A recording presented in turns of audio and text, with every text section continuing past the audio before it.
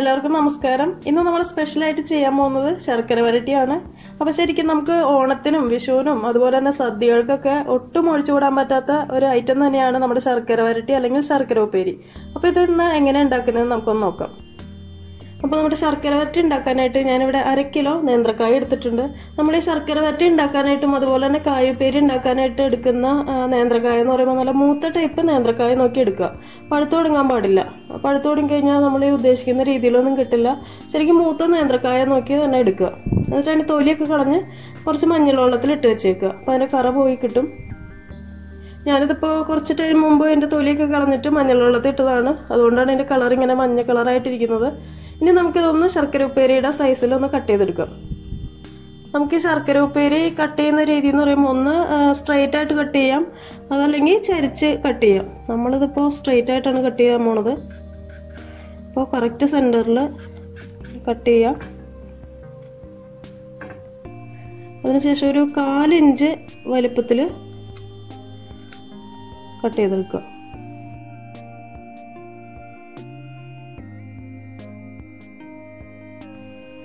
എല്ലാം ഒരേപോലെ ആയിരിക്കാനായിട്ട് ശ്രദ്ധിക്കുക. അല്ലെങ്കിൽ നമ്മളിത് ഫ്രൈ ചെയ്തെടുക്കുമ്പോൾ പലതും പല വേവായി പോവും.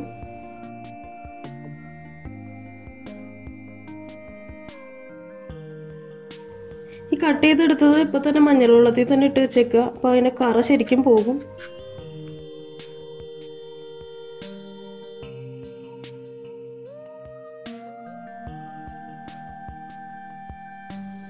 അപ്പോൾ നമ്മൾ ശർക്കര വരട്ടിക്കുള്ള കായെല്ലാം കട്ട് ചെയ്തെടുത്തിട്ടുണ്ട്. ഇത് ഈ ഒരു വലുപ്പത്തിൽ തന്നെ കട്ട് ചെയ്തെടുക്കുക കേട്ടോ.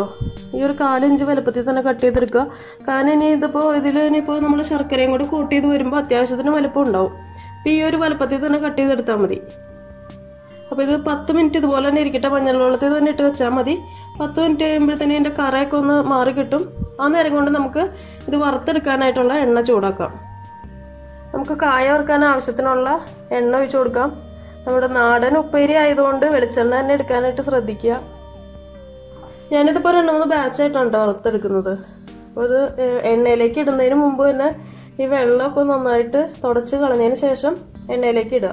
കാരണം ഇത് പൊട്ടിത്തെറിക്കാനുള്ള ചാൻസ് ഉണ്ട്. അപ്പോൾ അതുകൊണ്ട് ആ പൊട്ടിത്തെറിയൊക്കെ ഒഴിവാക്കാനായിട്ട് നന്നായിട്ട് തുടച്ചതിന് ശേഷം മാത്രം എണ്ണയിലേക്ക് ഇടാം.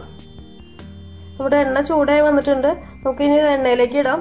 അപ്പോൾ തീ മീഡിയം ലോ ഫ്ലെയിമിൽ വെച്ചിട്ട് ഫ്രൈ ചെയ്തെടുത്താൽ മതി. കാരണം ഇത് വേഗം തന്നെ ഹൈ ഫ്ലെയിമിൽ വെച്ചിട്ട് വറുത്തെടുത്ത് കഴിഞ്ഞാൽ അതിൻ്റെ പുറം ഭാഗം മാത്രം നല്ല ചുമന്നൊക്കെ വരും. പക്ഷെ ഉള്ളോ വേവില്ല. കാരണം നമ്മളിത് കട്ടിക്കല്ലേ കട്ട് ചെയ്തെടുത്തേക്കുന്നത്. അപ്പോൾ അതുകൊണ്ട് ഒരു മീഡിയം ലോ ഫ്ലെയിമിൽ വെച്ചിട്ട് ഫ്രൈ ചെയ്തെടുക്കുക.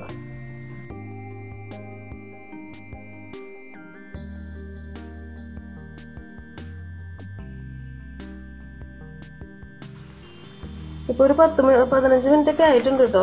ഇത് ലോ ഫ്ലെയിമിൽ തന്നെ ഇട്ടേക്കുന്നത്. ഇപ്പോൾ ശരിക്കും ആയിട്ടുണ്ട്, ഏകദേശം ആയിട്ടുണ്ട്, മൂപ്പായിട്ടുണ്ട്, ഉള്ളൊക്കെ വെന്ത് വന്നിട്ടുണ്ട്. പക്ഷേ ഇതിൻ്റെ കളറ് ഒന്ന് റെഡായിട്ട് വന്നിട്ടില്ല.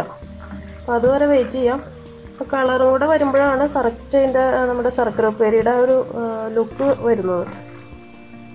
ഇതിപ്പോൾ ശരിക്കും നമ്മൾ കായ ഉപ്പേരിക്കൊക്കെ വറുക്കുന്ന ആ ഒരു പരുവത്തിലേ എത്തിയിട്ടുള്ളൂ. ഇച്ചിരി കൂടെ ഒരു കളറ് വേണം ശർക്കര ഉപ്പേരിക്ക്. അപ്പോൾ ഒരു 5 മിനിറ്റ് കൂടെ കഴിഞ്ഞിട്ടുണ്ട് കേട്ടോ. നമ്മുടെ കായ വറുത്തത് ശരിക്കും കറക്റ്റ് ആ ഒരു കളറിലേക്ക് വന്നിട്ടുണ്ട്. ഇനിയും വെച്ചുകൊണ്ടിരിക്കണ്ട, ഇനിയും വെച്ചുകൊണ്ടിരുന്നാൽ കരിഞ്ഞു പോകും. അപ്പോൾ ടേസ്റ്റ് മാറും. അപ്പോൾ നമുക്കിനി ഇത് എണ്ണയിൽ നിന്ന് എടുക്കാം. എന്നിട്ട് അടുത്ത ബാച്ചും ഇതുപോലെ തന്നെ ഫ്രൈ ചെയ്തെടുക്കാം.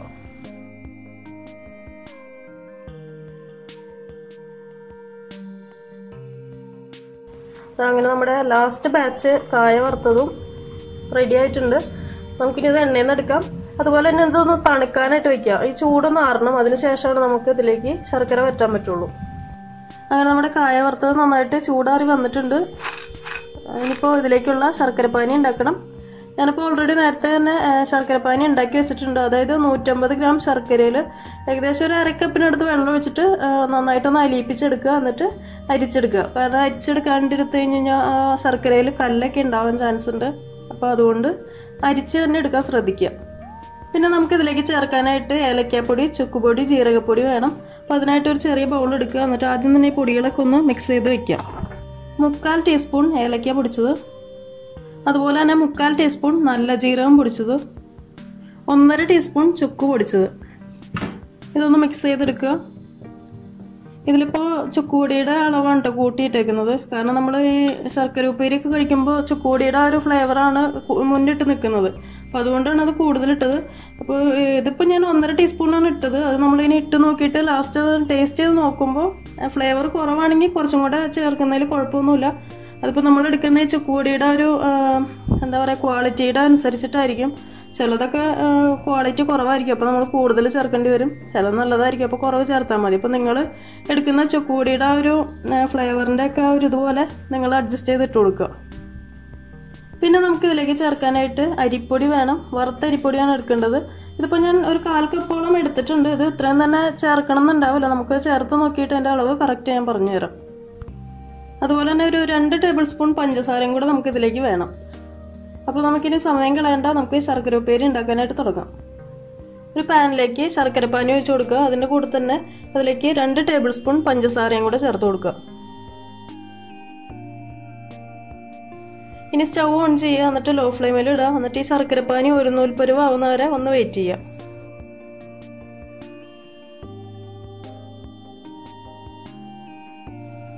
തീ കൂട്ടിയിടരുത് കേട്ടോ, ലോ ഫ്ലെയിമിൽ തന്നെ ഇട്ടാൽ മതി. കാരണം ഈ ശർക്കര കരിഞ്ഞു കഴിഞ്ഞാൽ പിന്നെ കയ്പ്പ് ടേസ്റ്റ് വീഴും.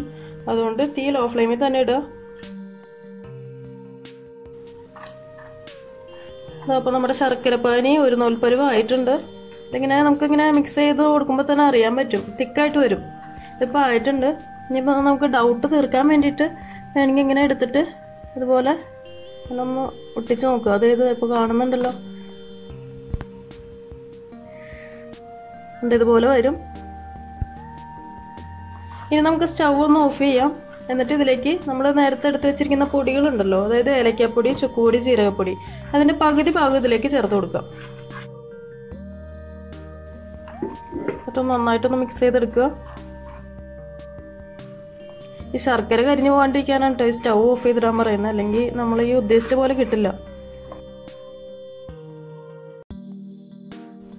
ഇനി ഇതിലേക്ക് നമുക്ക് നമ്മുടെ കായ വറുത്തത് ഇട്ട് കൊടുക്കാം. നന്നായിട്ടൊന്ന് മിക്സ് ചെയ്തെടുക്കുക.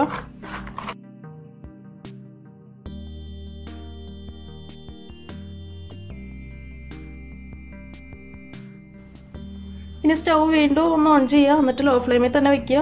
എന്നിട്ട് ഒന്ന് മിക്സ് ചെയ്തെടുക്കുക.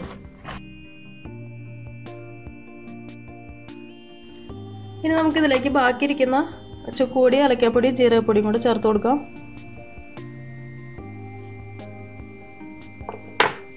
അതുപോലെ തന്നെ കുറച്ച് അരിപ്പൊടിയും കൂടി ഇട്ട് കൊടുക്കാം.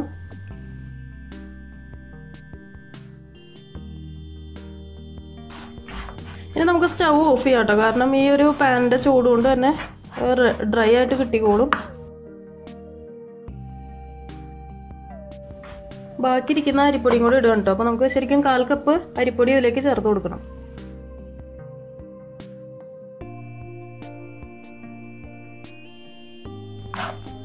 അപ്പോൾ നമ്മുടെ ശർക്കര വരട്ടി ഒരു 5 മിനിറ്റ് ഒന്ന് ഇരുന്നപ്പോൾ കറക്റ്റ് പരുവത്തിൽ വന്നിട്ടുണ്ട്. നമുക്ക് കാണുമ്പോൾ തന്നെ അറിയാൻ പറ്റും, ഓരോന്ന് വേറിട്ടാണ് എടുക്കുന്നത്. ഇതിലിപ്പോൾ ചെറിയൊരു പ്രശ്നമുണ്ട്. കാരണം ഞാനിപ്പോൾ എടുത്തേക്കുന്ന ശർക്കര എന്ന് പറയുമ്പോൾ ഇച്ചിരി വെളുത്ത ശർക്കരയാണ്. ശരിക്കും ഇതിന് വേണ്ടത് ഇച്ചിരി ഡാർക്കായിട്ടുള്ള ശർക്കരയാണെങ്കിൽ നമുക്ക് ആ ശർക്കര വരട്ടിയുടെ കറക്റ്റ് ലുക്ക് കിട്ടും. ഇതിപ്പോൾ അത്രയും ഒരു ഇത് വന്നിട്ടില്ല. പക്ഷെ അളവുകളും കാര്യങ്ങളൊക്കെ കറക്റ്റ് തന്നെയാണ് കേട്ടോ. അപ്പോൾ നിങ്ങൾ എടുക്കുന്ന ശർക്കര ഇച്ചിരി കൂടെ ഡാർക്കായിട്ടുള്ള ശർക്കര നോക്കി എടുക്കുക. അപ്പോൾ നല്ല ഇച്ചിരി കൂടെ കാണാനായിട്ടുള്ള ഒരു ഭംഗി കിട്ടും. ഇതിപ്പോൾ എനിക്ക് ഇച്ചിരി കൂടെ ഒരു ലുക്ക് ആക്കാമായിരുന്നു. പക്ഷേ കിട്ടിയ ശർക്കരയുടെ പ്രശ്നം കൊണ്ട് ശർക്കരേനെ കുറ്റം പറയാമല്ലോ എന്തായാലും. അപ്പോൾ നമ്മുടെ കിടിലൻ ശർക്കര ഉപ്പേരി റെഡി ആയിട്ടുണ്ട്. ഞാൻ ടേസ്റ്റൊക്കെ ഒന്ന് നോക്കി, നല്ല സൂപ്പറായിട്ടുണ്ട്, ഒന്നും പറയാനില്ല. കാരണം ആ ചുക്കുപൊടിയുടെ ഒക്കെ ഒരു ഫ്ലേവർ ശരിക്കും അതിൽ പിടിച്ചിട്ടുണ്ട്. അപ്പോൾ ഞാൻ ഈ പറഞ്ഞ അളവിലൊക്കെ നിങ്ങൾ കറക്റ്റ് നോക്കുകയാണെങ്കിൽ നല്ല സൂപ്പറായിട്ടുള്ള ശർക്കര വരട്ടി തന്നെ കിട്ടും. ഇതിപ്പോൾ 99% ഓക്കെയാണ്. 1% ഞാൻ പിന്നെ വിട്ടുകൊടുത്തു, കാരണം ആ ശർക്കരയുടെ കളറിൽ തന്നെ പോയി. അപ്പോൾ പിന്നെ അതൊന്നും പറഞ്ഞിട്ട് കാര്യമില്ല. അപ്പോൾ നിങ്ങളിത് മസ്റ്റായിട്ടും ട്രൈ ചെയ്ത് നോക്കുക. ഇനിയിപ്പോൾ ഓണമൊക്കെ അല്ലേ വരുന്നത്. അപ്പോൾ നിങ്ങൾ റെഡിമെയ്ഡൊക്കെ വാങ്ങിച്ച് ഉപയോഗിക്കാതെ വീട്ടിൽ തന്നെ ഇതൊന്ന് ട്രൈ ചെയ്ത് നോക്കുക. നമ്മൾ എത്രയൊക്കെ പുറത്തുനിന്ന് വാങ്ങിച്ചു എന്ന് പറഞ്ഞാൽ പോലും വീട്ടിലുണ്ടാക്കി കഴിക്കുന്ന ആ ഒരു ഇത് ടേസ്റ്റ് ഒന്നും ഒരിക്കലും കിട്ടില്ല. അപ്പോൾ മസ്റ്റായിട്ടും ട്രൈ ചെയ്ത് നോക്കിയിട്ട് ഫീഡ്ബാക്ക് അറിയിക്കുക, ലൈക്ക് ചെയ്യുക, ഷെയർ ചെയ്യുക. അപ്പോൾ അടുത്ത ദിവസം കാണാം. Thank you for watching tasty spot.